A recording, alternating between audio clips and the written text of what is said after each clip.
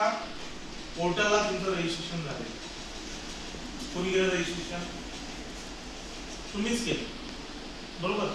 तुम्ही स्वतःचं नाव रजिस्टर केलं पोर्टलला, तुम्हाला OTP आला, तो OTP सेट केला, तुम्ही इंटरेस्ट दाखवला, शो इंटरेस्ट केला आणि तुम्ही तुमची नावं सबमिट केली आणि फायनल चेकिंग ऑफिसमधून केलं गेलं. त्यांनी तुम्हाला फोन लावला असेल, अजय असेल, प्रांजल असेल, व्यक्ती कोणतरी असेल, त्यांनी फोन लावला असेल आणि नाव कन्फर्म केलं आणि ओके केलं. असं सगळ्यांचं रजिस्ट्रेशन भारत सरकारच्या पोर्टलला असल्यामुळे तुम्ही सगळे भारत सरकारच्या पोर्टलला दिसता, बरोबर. आणि पोर्टलवरूनच तुमचं भारत सरकारचं काय येणार आहे, सर्टिफिकेट येणार आहे. पहिले आपण हाताने लिहून द्यायचो, फोटो व्हिडिओ लावून चांगले सर्टिफिकेट असायचे. आता डायरेक्ट सेंट्रल गव्हर्नमेंटचं पोर्टलवरूनच सर्टिफिकेट येणार आहे. पहिले आमची डायरेक्टरांची सही असायची, डायरेक्टर चेअरमन.